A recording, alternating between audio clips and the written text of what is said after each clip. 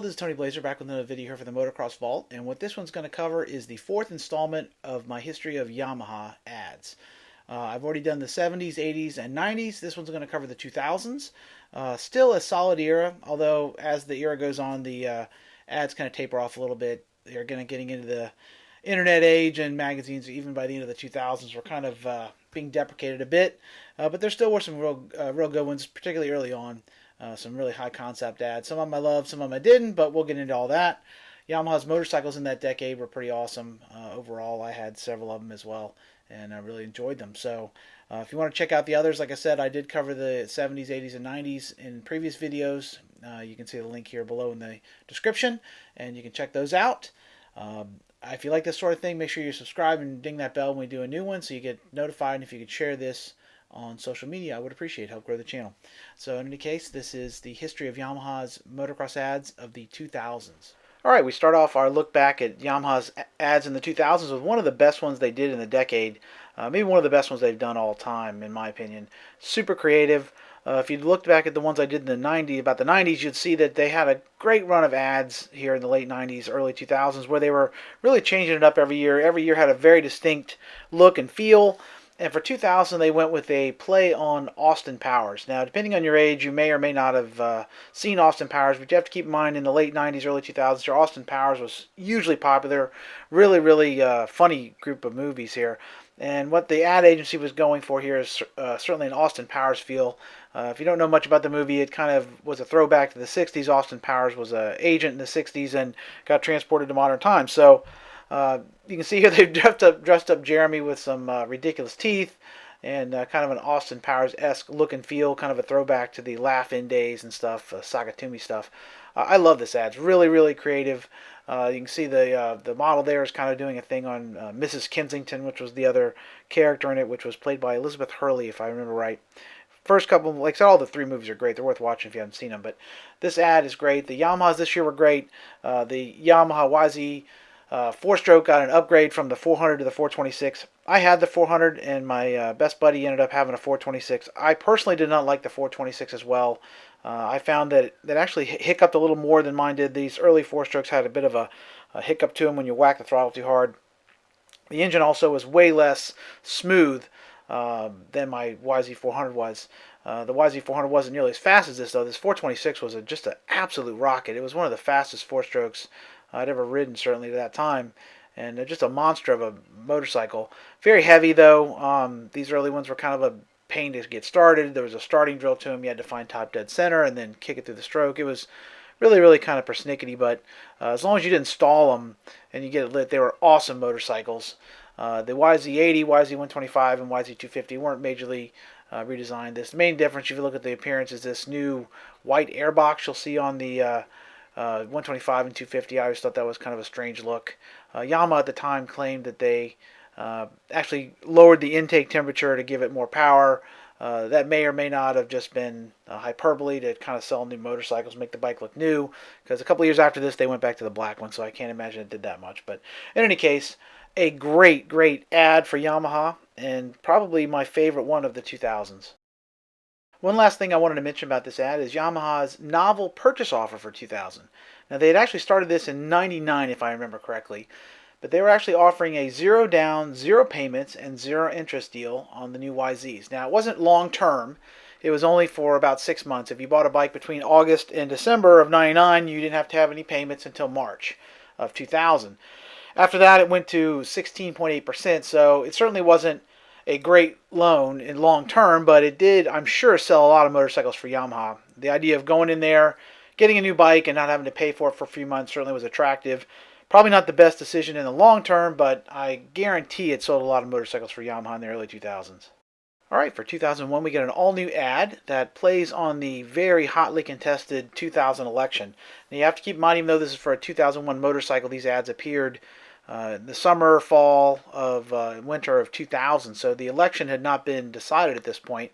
And again, depending on your age, you may not remember much about this election, but this one came down to one of the closest finishes in the history of our country. Actually, didn't even know who the president was for a couple of months, if I remember right, till it went all the way to the Supreme Court over some contested ballots in Florida. But in any case, this is an interesting ad. Like I said, very stark departure from what we had seen in 2000 there with Jeremy McGrath and Austin Powers, much more serious. But the basic idea of this ad is the new chief of the class is the all-new YZ250F for 2001. This is the first year for Yamaha's four-stroke 250. I remember when this bike was first announced, sitting on my computer at work in front of my big monitor reading about it, probably on Moto News or something at the time, and just being blown away because this was kind of came out of nowhere. The YZ 400 had been a huge success, and the 426 was doing well as well, but most people at the time did not think you could make a 250 four-stroke competitive. I've ridden plenty of 250 four-strokes over the years, and they were all just turds. XRs and stuff were fun, loved to ride them, but they weren't fast. I know some people had kind of tried to make the Kawasaki 300 KLX into a motocross bike and hop up, XR 400s and stuff. That was a big thing in the late 90s, but none of them were really, up to speed with like at the 250 displacement. So when Yamaha came out with this, it really was kind of a shock. They'd been testing it in SoCal and places, and it looked so much like the 426, nobody even knew what it was. I had to have one. I put in an order for the very first one that came to Cycle Sport here in Virginia. Called them up and said, hey, I want a deposit on the first one you get, and ended up getting the bike. I liked it. It was a lot of fun. The bike was really really different in terms of the way it ran than the 400. Had a lot more, obviously, rev to the moon. It wasn't particularly fast. Most 125s at the time were putting actually more peak horsepower, but the torque was significantly more. My only beef with the thing was it was a nightmare to start. It was way harder to start than the 400 or the 426. You had to spin the thing over just a certain RPM to get it to light, and sometimes it would just refuse to light completely. I know it. I would just have to, put a new plug in it, or it wouldn't light at all. That used to drive me insane. That's why I ended up getting rid of it eventually. But it was a fun little motorcycle. Now this ad does come in two versions. They had one here with that was in front of the White House, and then they had another one there where they showed the White House on the front page and then showed it inside the Oval Office. Both of them, obviously, the focus was the 250F. They did mention the other bikes here in the ad, but the 250F was a big deal for 2001, and certainly one of the most important motorcycles in the history of the sport, for better or worse. Probably most people would say for worse. It basically killed the 125 class. There was way too much of a displacement advantage. They really should have probably made it a 200 or something like that. It would have been a much more fair fight. But giving it twice the displacement of the 125s, which is an asinine decision by the AMA. But anyways, that's all in the past now. That ship has sailed, so on to 2002. For 2002, Yamaha dropped the political talk and went with a much more kind of whimsical ad here, talking about just what an unfair advantage the new YZs were. They had about 4 or 5 different versions of this ad. This one here has obviously a big wrestler or somebody arm wrestling with a young girl. There's also a version with some kid getting ready to race, a adult swimming. Several different versions here, like I said.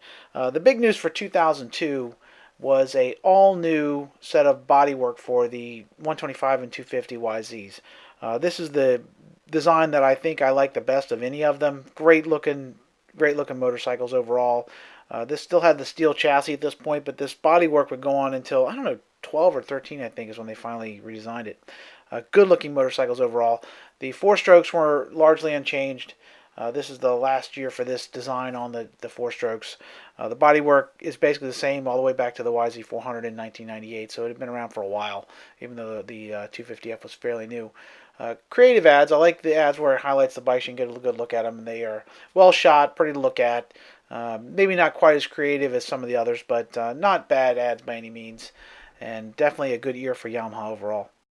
For 2003, Yamaha released a set of really high concept ads that I personally never really cared for the aesthetic of, but they are very, very interesting, and certainly anybody who rides motocross or likes dirt bikes can certainly relate to them, where you see something, whether it's a field or a golf course or just a set of stairs, and you think, wow, this is a place I want to ride.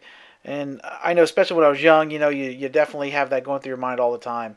And these ads kind of play on that. They talk about how do you see the world in YZ? Do you see an escalator here or a doghouse in somebody's yard and think of motocross? Sitting in your room in your classroom and looking at a set of books and thinking of a double jump. It's a really creative idea.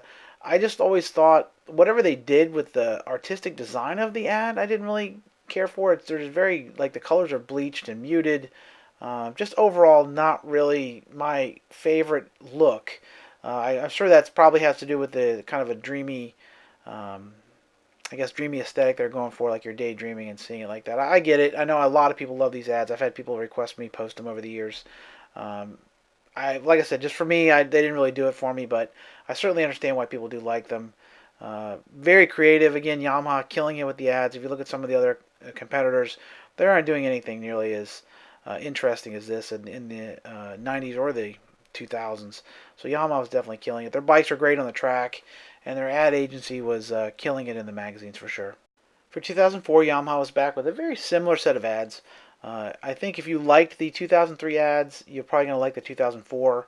The tagline's a little different. Actually, I got it wrong. This was the year they went with the "Do you see the world in YZ?" The other one was, I think, "Do you see what others don't?" But they're very similar in feel. It's kind of the same idea. The main difference is here you can see it's more of a first-person view. They've shot these as if you're in the helmet, looking at like this slide here, or a mounded dirt, or those cool pipes you're using as whoops. Again, I get what they're going for. The looks not the greatest. Again, it kind of gives it that dreamy, surreal look. They're blurring the image on the edges. It's just not really a great looking ad in my opinion, but very creative and certainly probably spoke to people in a really relatable way. Now this year they did um, change the awesome money down deal or the no money down deal. It's now a 0% for 12 months. They got rid of the zero payments and zero interest stuff for 6 months deal. They'd use the last 3 years, 4 years before this. Probably smart if you figure. I know in the automotive industry, they came out with those no interest payments and no payments for a year deal in the early 2000s, and we'd have people come in and they hadn't even made the first payment, try to trade something in, and they're upside down, $10,000 or something. So in the long run, that was not a great thing. It kind of torpedoed Mitsubishi here in the U.S. when they did that. So I can see why Yamaha kind of changed it around. These bikes in '04, the four strokes were all new in '03. '04 is very similar. They were good motorcycles by this point, though. They had a lot more competition. Yamaha was getting a 250F competition from all the other manufacturers now, although the Kawasaki and Suzuki were basically the same motorcycles. They were partnered that year, but the new Honda was out, and the CRF was an excellent motorcycle. The 450 was very good. The 250 was very, very solid as well. So the four-stroke game was really heating up in 2004, and Yamaha was back with some pretty solid offerings for sure. All right, with our ad for 2005, we see Yamaha celebrating the 250 Supercross title of Chad Reed. Interestingly, this ad talks about totally dominating Supercross for 2 years. Chad did win the last 5 or 6 races in 2003, but he ended up losing the title. Ricky Carmichael actually won the title that year, so to me they're taking a little bit of dramatic license with that. But in either case, Chad certainly had one hell of a year in 2004. Although in fairness, again, Ricky was out with a knee injury. I was always a huge Chad Reed fan, much more than a Ricky fan. I kind of got a little more on Ricky's side when he moved to Suzuki because he felt like a little bit of an underdog there. But in general, I was always more of a Chad Reed guy. Now, this 2005 YZ was all new this year.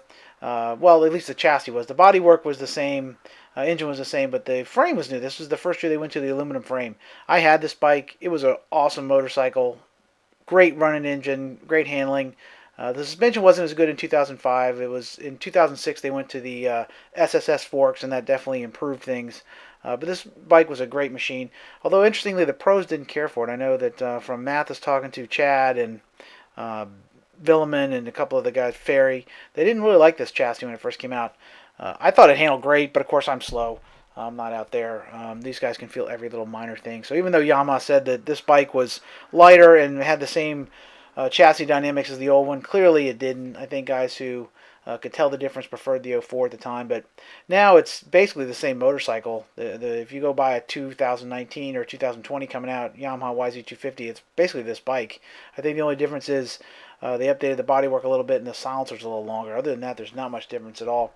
Now, another interesting feature here in the four-stroke version of this ad, you see Heath Voss here, who was the, if I remember correctly, the World Supercross title winner this year in '04.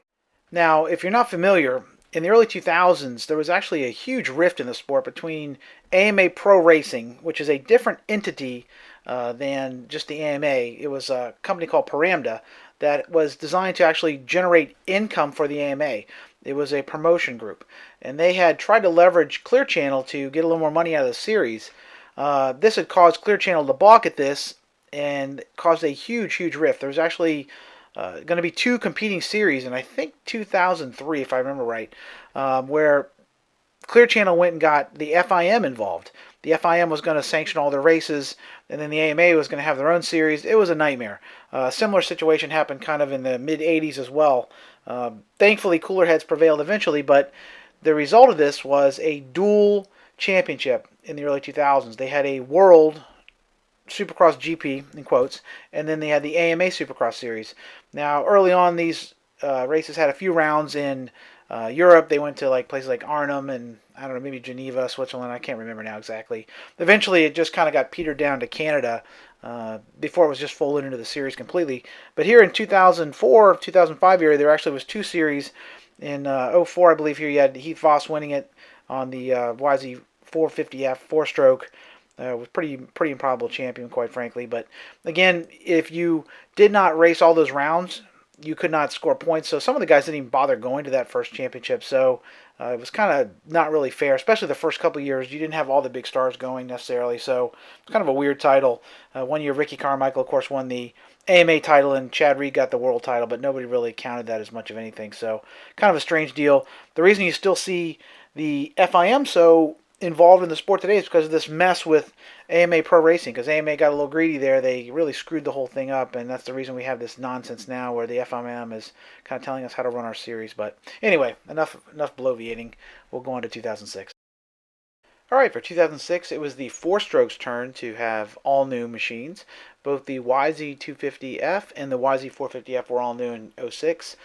They got the new SSS front forks, which are basically the same forks with some minor variations that are still being used by the YZs today. They were great, and they're so good, in fact, they're still using it like over a decade later. It's pretty crazy when you think about it. This bike has an all-new chassis. As you can see, it's aluminum. This is the first year for the aluminum chassis on the YZFs, and it's a very unique design. Kind of reminds me of the XR650, the early 2000s Honda off-roader chassis. It's not a perimeter frame like the Honda and Suzuki and everybody else is going with. So they kind of went their own way here. Yamaha always goes their own way with this stuff. I did not have this bike. I've actually never ridden in the '06, but I know they were pretty well reviewed. Good bike. The bike was pretty fast this year. Both of them handled okay, but there wasn't really great steering feel. I think if I remember right, they had some issues with the front end feeling kind of vague on these early versions of it. But good looking bike. Good overall. Definitely an improvement over '05. The '05 bike wasn't the greatest, so definitely an improvement.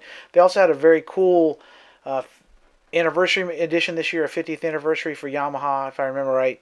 I love this yellow. It's kind of a throwback to the Bumblebee look. If you were, here in America, this is what YZs look like in the '70s. So I always thought it was awesome when they do these retro ones. If you're from Canada or someplace else, they probably don't have quite the same appeal. But I love the looks of these and really dig it even now. I picked it as one of my best looking Yamahas of all time. The top 10 list I did, and I think it still looks great now. After an all-new bike in 2006, the YZFs were back for '07 with some minor updates. They changed where the engine sat in the chassis a little bit, added a pro taper bar, some wavy disc rotors, just some minor stuff, nothing major. And these ads really are pretty lame in my opinion. It's kind of talking about how, you need to be tough to win and commitment and yada, yada, yada. But you can barely see the motorcycle. It's supposed to kind of be, I guess, Doug Henry's number there. But that's not Doug Henry, clearly. It's just some test rider. I don't know. It doesn't do it for me at all. I don't think either one of these is that great. Kind of lame. You don't even see the motorcycle, for goodness sake. So I give these a major thumbs down. Not to my liking at all, quite frankly, and a major disappointment after all the great ads they'd had at the start of the decade. More minor updates and more lame ads for 2008. I do find it interesting that these ads, neither one of them have Grant Langston in them, considering he actually won the 450 national title in 2007. You'd think you'd want to have your guy with the big number one plate. Although I suppose these are probably shot so early in the year that maybe they didn't know Grant was going to win at this point. But still strikes me as kind of odd. The 250F one here has Josh Hill in it, and then the 450 has Chad Reed. At least you kind of understand that. Chad would go on to win the 450 Supercross title in 2008. Once again with Ricky Carmichael's absence in the class and James being out for injury. I mean, Chad earned it, but he kind of coasted to this win after James went out early. In spite of the relative lameness of these ads, I think the '08 YZs were pretty good motorcycles overall. It is kind of a sign of the times, though, and sad that you can see that in '06 and '07 and '08, they don't even mention the two strokes, even though they still have a YZ250 and YZ125 and an 85 in the lineup. You can see the focus is completely on the four strokes, which is disappointing, but probably understandable. All right, sadly for 2009, we go out with a whimper instead of a bang. I actually did have this motorcycle. It's actually one of my favorite motorcycles I've ever owned. I love this bike. I know Motocross Action, a lot of the magazines kind of panned it because it was slow, had a weird mechanical silencer, didn't have packing on it. It kind of choked the motor off, but I loved it because it almost made it run kind of like a KTM 350. It was not nearly as powerful as like my CRF 450 had been, any of them, but it ran more kind of like the original YZ400. It was mellow, smooth, easy to ride. I loved it. It actually made a real good trail bike. The suspension on this bike is phenomenal. It handled better. Like I said, the earlier versions of this frame didn't turn very well, but this '09 actually handled really well. I thought they really had gotten it down. It's a great, great bike. James Stewart ended up winning the Supercross title on this. This is one of the last really great YZs for quite a while, because the year after this they went to the reverse motor and the handling kind of went all wacky. The motors on the newer reverse ones are faster. This motor, like I said, was pretty slow, but I really love the bike. Now, to this ad, I think it's complete garbage. It's sad. You can see that mostly it's directing you to go to their website. Again, sign of the times. There's not a whole lot put into it. Why not you? I mean, come on. It's not even grammatically correct. I don't know what the hell's going on here. Get off my lawn.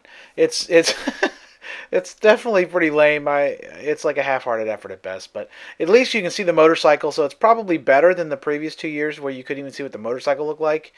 So I suppose it gets points for that, but in my opinion, a pretty lackluster effort and way, way, way below the stuff they were doing, earlier in the decade. But oh well, you can't win them all. So in any case, this has been my look back at Yamaha's YZ ads in the decade of the 2000s. I hope you enjoyed this. If you do, make sure you check out the '70s, '80s, and '90s I've done as well. You can check out all those and similar kind of thing I went through visually and then added my commentary on them. You can also check me out on Instagram and Twitter. I post classic stuff every day. You can check me out on Twitter and Instagram. That's at TonyBlazier. I also write for pulpmx.com, which you can see all kinds of classic articles I've done, up to about 150 or so, maybe a little more now. I just did a look back at my top 10 KTMs and some other stuff with Mathis, classic steel, and I just did an ad on or look back at the ads for CTI's classic knee braces. So if you're into that kind of classic moto stuff, make sure you check out pulpmx.com. And until we meet again, keep the rubber side down. Peace.